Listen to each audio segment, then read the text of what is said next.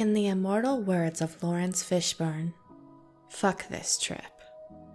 Those coyotes kept going all night last night, and on top of that, they were calling my name again, whoever they may be.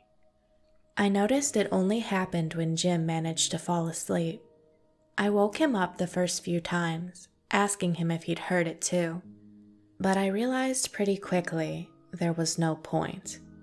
Every time Jim woke up, it turned back into wordless yammering screams. Bless Jim, he wouldn't say anything about it. He tried to pretend he didn't mind, but I could tell it was irritating him. So I just lay there awake instead, listening to those drawn-out, yowling shrieks calling my name. At one point I said, fuck it, and went to take a look at what was going on. I peeked out the window, fully expecting to see something awful, and the screaming stopped right away. I thought that meant something, but then I heard the front door quietly close. Cassie and the twins had gone outside. They must have scared whatever was out there away. I leaned closer to the glass and watched them. They walked in a line together to the very edge of the tree line, stopping just on our side of the stone circle. They held their arms up, like they were reaching out to something just out of sight, in the shadows under the trees. I couldn't make anything out, and then it moved. I stepped back quickly, gulping down a scream, slapping my hand over my mouth so hard it's a wonder I didn't bust my lip. I considered waking Jim again, but decided against it and went back to the window. Now the thing had come forward, I relaxed a little. It looked like it might have been a stag, a bloody big one. As it's been pointed out, I'm not an expert on American wildlife. It wasn't a moose, that's the best I can tell you. Whatever it was, though, it didn't seem to mind the girls trying to touch it. I finally got some sleep after that, since it had actually gone quiet. In the morning, I went out to check the place I'd seen the deery thing, hoping to get a look at the prints it had left, maybe get an idea of how big it had actually been. No luck though, since everything was overrun with canine prints, pretty big ones too. Jim, for some reason, thought running up behind me and picking me up was a good idea at that point. He dropped me quickly enough when I twisted around and tried to bite him in the face. I can't even explain my thought process behind that one. He scared me, and my instant reaction was to bite the face off him. "What the fuck?" he said, and he was right to do so. I apologized for trying to maul him, and he apologized for scaring me, and then he asked me if I still wanted to leave, and, well, I said no. I don't know why, it just came out. Like, I know you guys are seriously worrying about this, so am I. But whenever I think of leaving, it's like I want to and I don't want to at the same time. Like, leaving now would be some stupid hysterical reaction, you know? Fuck, I don't know. That's how I felt this morning, anyway. Feeling a bit different right about now. I told Jim one more day, and he said if that was the case, Kit and the boys had invited him out to shoot at cans, which I'm half certain means they're going hunting, but I'm not sure what the laws around that are, so shh. I asked him if he was sure, and he laughed and gave me a hug. At least he'll be with Kit. Once they'd gone, Cassie came over and told me we girls were going to take a walk down to the lake shore. It's not much of a lake, don't think it's even got a name. Kit and Cassie have always just called it Lake Tovey. But it's big enough that it has a little island in the middle, a nice shingle beach, and a little jetty. Very pretty, and with the day being sunny again, yeah, very picturesque. Plus, the walk through the woods seemed to clear my head a bit. I've always loved being out in the woods. There was that silence again, though. No ducks on the lake, no fish breaking the surface, no bird song, not even the whine of mosquitoes or gnats. That last one was welcome, though. We were just about to step onto the shingle when Rice grabbed my arm, risking a good biting to do so, and asked me if I thought Cassie was all right. "Did something happen on your walk yesterday?" she said, looking so worried it pained me to lie to her.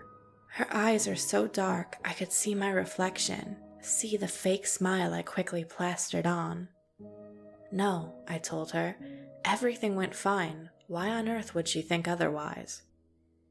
"Because I woke up at about 3 a.m. and she was standing over the side of my bed, just smiling at me." Ah, shit.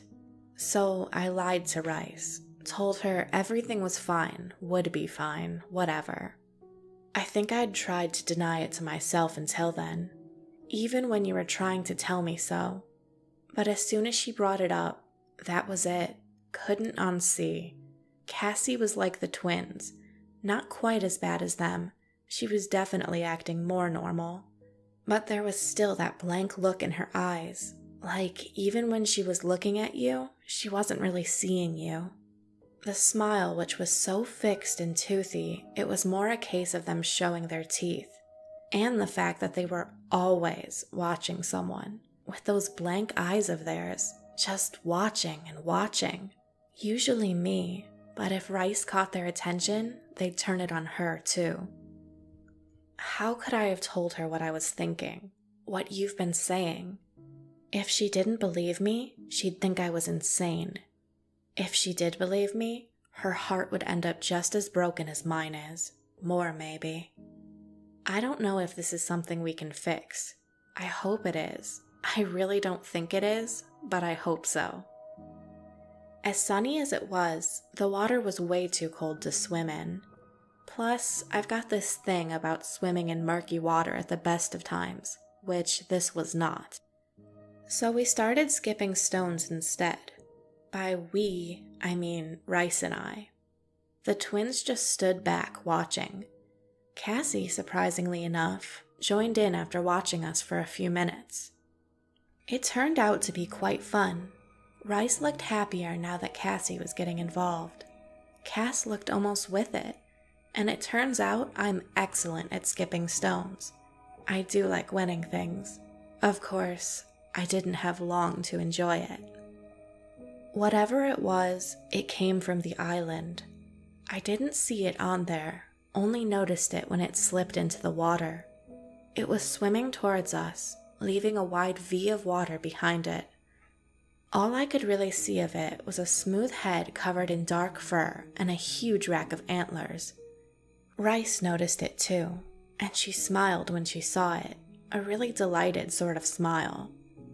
"Wow, is it a deer?" she asked me, the not wildlife expert. I looked at her to point out I wasn't the best person to ask, so I saw it hit her the same time it hit me. A wave of dread so strong it felt like nausea, stomach cramps, the works. Her face twisted into a look of pure horror, and I could see the goose flesh raise along her neck, just as I felt all my hair standing on end. It was like I suddenly ran hot all over, before that was doused with an icy coldness. My heart climbed up into my throat. Everything in me was screaming for me to run like fuck and don't stop until I reached the cabin, but all my muscles had locked up. And to cap it all off, that's when I heard it again.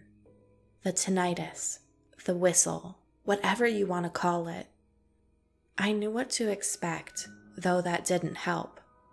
Again, it shot up through the register, up and up until it was like there was nothing left in the world, just the tiny bit of me that was still me, adrift in this white-hot furnace of noise.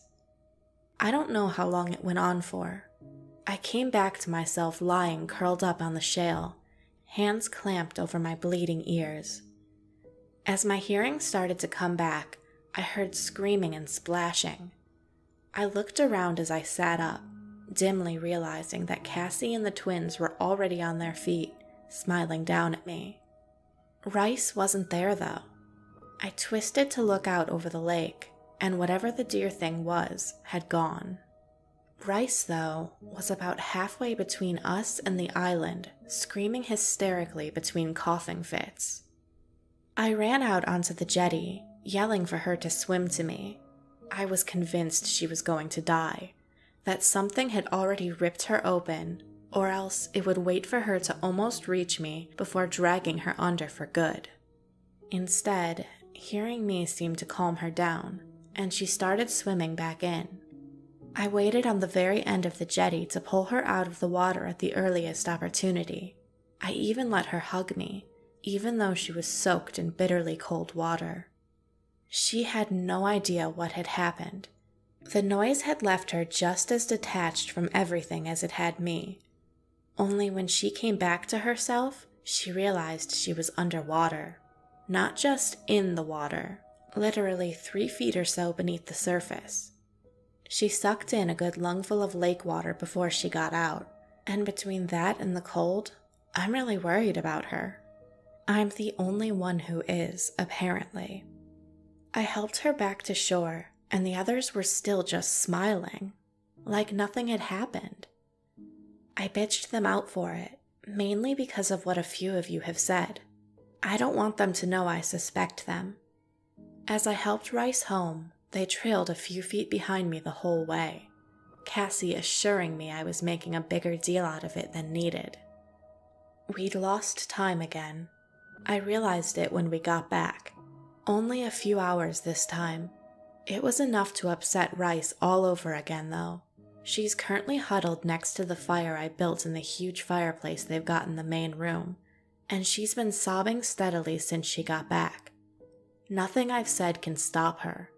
Cassie and the twins are just hanging around watching us, sometimes in the room with us, sometimes peering in through the fucking windows, and smiling, always smiling. This is it now. As soon as the guys get back, I'm going the fuck home. Of course, that's the other problem. The boys still haven't come back. Kit promised me they'd be back well before dark. There's still no sign of them, though. No sign at all. Please let Jim be okay. If nothing else, if no one else, just please let Jim be okay. Edit. Thank Christ for that. I can see someone coming back now. I'm going out to get the van started. Sod waiting for daylight.